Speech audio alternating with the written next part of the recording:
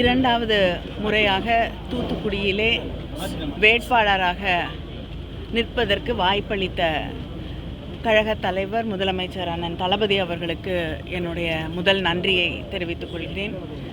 இந்த வெற்றிக்காக பாடுபட்ட மாவட்ட கழகத்தின் செயலாளர்கள் இருவருக்கும், அதே போல மேயர் அவர்களுக்கும், இங்கே இருக்கக்கூடிய சட்டமன்ற உறுப்பினர்களுக்கும், திராவிட முன்னேற்றக் கழகத்தில் இந்த வெற்றிக்காக உழைத்திருக்கக்கூடிய அத்தனை பொறுப்பிலே இருக்கக்கூடிய சகோதர சகோதரிகளுக்கும், முக்கியமாக மகளிர் அணியை சார்ந்த சகோதரிகளுக்கும், இந்த வெற்றிக்காக பாடுபட்டிருக்கக்கூடிய அத்தனை பேருக்கும் என்னுடைய நன்றியை தெரிவித்துக் கொள்கிறேன். அதே போல் இந்த தேர்தல் வெற்றிக்காக என்னுடைய தொகுதிக்கு வந்து பிரச்சாரம் செய்திருக்கக்கூடிய அத்தனை தலைவர்கள் அவர்களுக்கும், உதயநிதி அவர்களுக்கும் என்னுடைய நன்றியை நான் இங்கே தெரிவித்துக் கொள்ள விரும்புகிறேன்.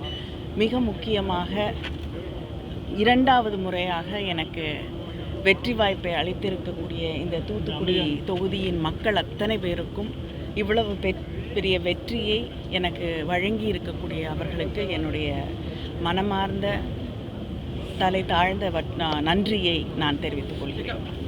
பிஜேபி வந்து இன்னைக்கு அறுதி பெரும்பான்மை பெறாமல் இருக்குது. இது வந்து என்ன இல்லைங்க, தொடர்ந்து வந்து பாஜகவுக்கு எதிராக ஒரு எண்ணம் இந்த நாட்டிலே உருவாகி கொண்டிருக்கிறது. அவங்க ஆட்சியில் இருக்கக்கூடிய அவலங்கள், தொடர்ந்து மக்களை அச்சுறுத்தி கொண்டிருக்கக்கூடிய அந்த நிலை, இதையெல்லாம் வந்து பிஜேபிக்கு எதிரான ஒரு மனநிலையை உருவாக்கி இருக்கிறது. இன்று மக்கள் அதை தெளிவாக உணர்த்தி இருக்கிறார்கள். அது மட்டும் இல்லாமல் தமிழ்நாட்டிலே வந்து பிஜேபிக்கு இடமே இல்லை என்று சொல்லக்கூடிய அளவிற்கு சென்ற முறையை விட இந்த முறை 39 தொகுதிகள், பாண்டிச்சேரி உட்பட 40லும் நமக்கு ஒரு வெற்றி வாய்ப்பை, திராவிட முன்னேற்ற கூட்டணிக்கு வெற்றி வாய்ப்பை உருவாக்கி தந்திருக்கக்கூடிய ஒரு சூழலை நாம் பார்க்கிறோம். இது நிச்சயமாக முதலமைச்சர் அவர்களுடைய திராவிட முன்னேற்ற கழகத்தின் ஆட்சிக்கு கிடைத்திருக்கக்கூடிய ஒரு வெற்றி. அதே போல் பிஜேபிக்கு எதிராக கிடைத்திருக்கக்கூடிய ஒரு தெளிவான வெற்றி. தமிழகத்தில் பிஜேபி வந்து ஆனால் 15% வாக்குகள் பெற்றிருக்கு. அதே நேரத்தில் பிஜேபி நிச்சயமாக இல்லைங்க, வருங்காலம் அப்படிங்கிறதெல்லாம் அவங்களுக்கு கிடையாது.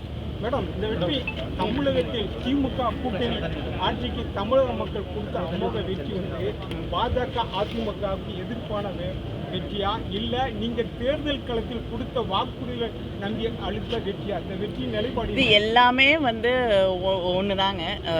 எங்களுடைய வாக்குறுதிகளை மக்கள் ஏற்றுக்கொள்கிறார்கள், நம்புகிறார்கள்னாலே வந்து எங்கள் மேலே, முதலமைச்சர் மேலே இருக்கக்கூடிய நம்பிக்கையால் தான். அதே நேரத்தில் எதிர்க்கட்சிகள் மேலே இல்லாத ஒரு நம்பிக்கையால் தான் எங்களுக்கு வாக்களிக்கிறார்கள்.